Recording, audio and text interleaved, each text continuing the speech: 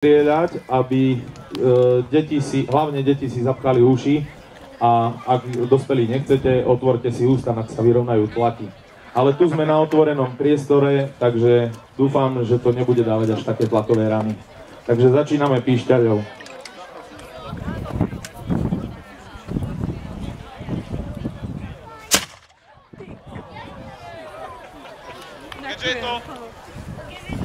Keďže je to ručná palná zbraň, tak to tu na to až tak veľmi neznie. Dajme hákovnicu.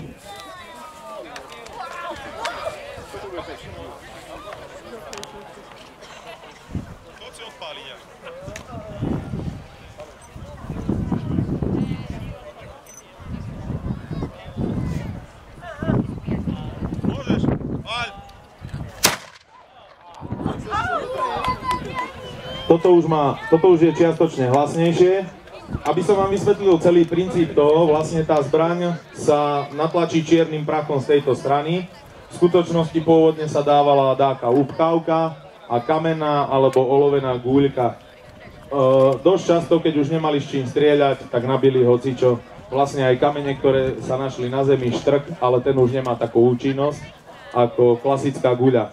Tuto z vrchu je dierka, do ktorej a panvička, na ktorú sa nasypalo čierny prach a tady sa to odpálilo vlastne dutnákom alebo luntom.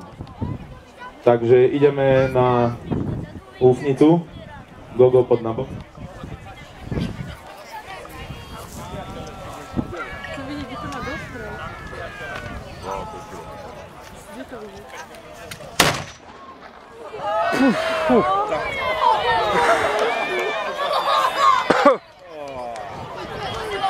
To bola bomba. Tak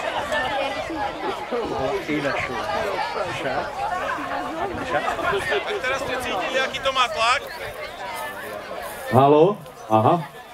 Tak teraz ste cítili, aký to má tlak a to dokonca nebola nabitá guľa v tom kanóne. Keby tam bola guľa, tak ten tlak je o mnoho vyšší aj na vaše bubienky. Takže komorovka.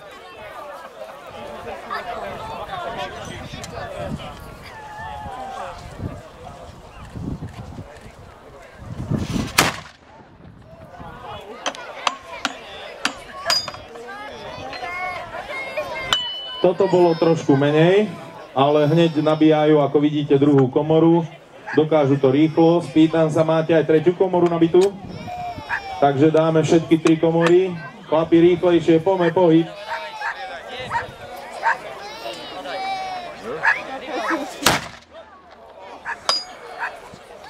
A ideme pohyb! My tam! Lebo nebude žol!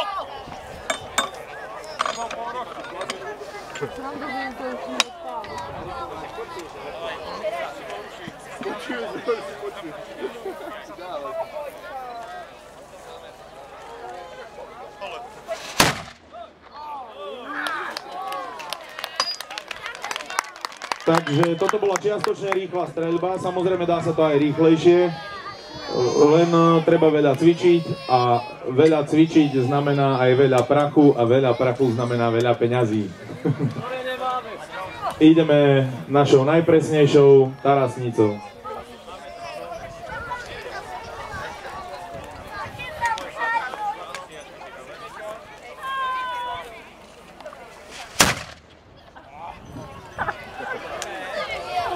Toto bude bomba.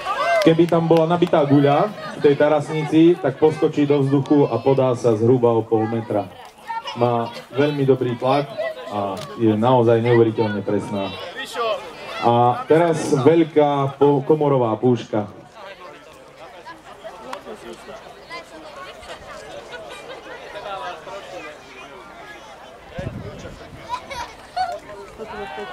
Toto bude ťažké.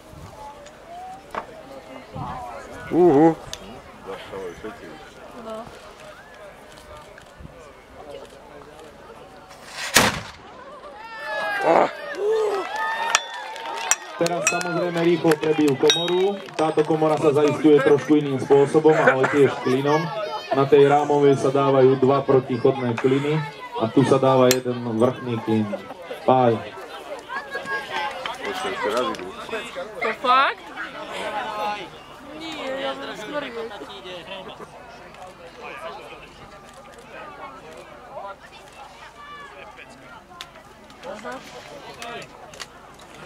Kto má zapalovať?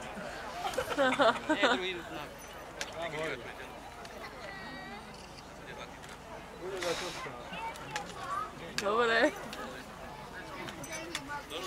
Ježiš. Čo je? Ty koks.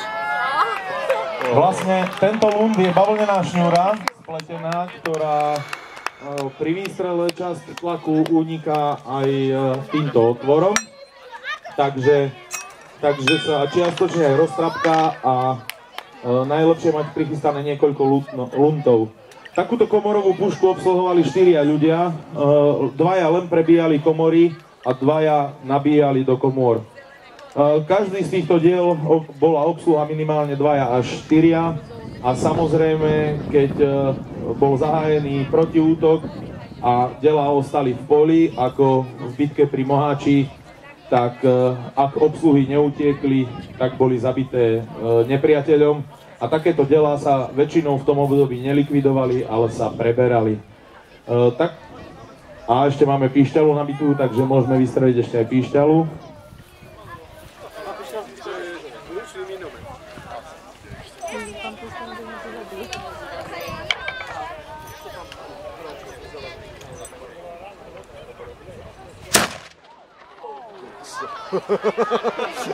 Už to nabili lepšie, chcú sa dať zahambiť.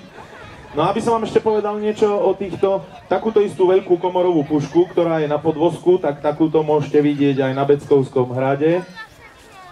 Na Beckovskom hrade je ešte aj bombarda, menšia replika, má kaliber 150 mm, ale bombardy sa väčšinou robili od kalibru 300 vyššie.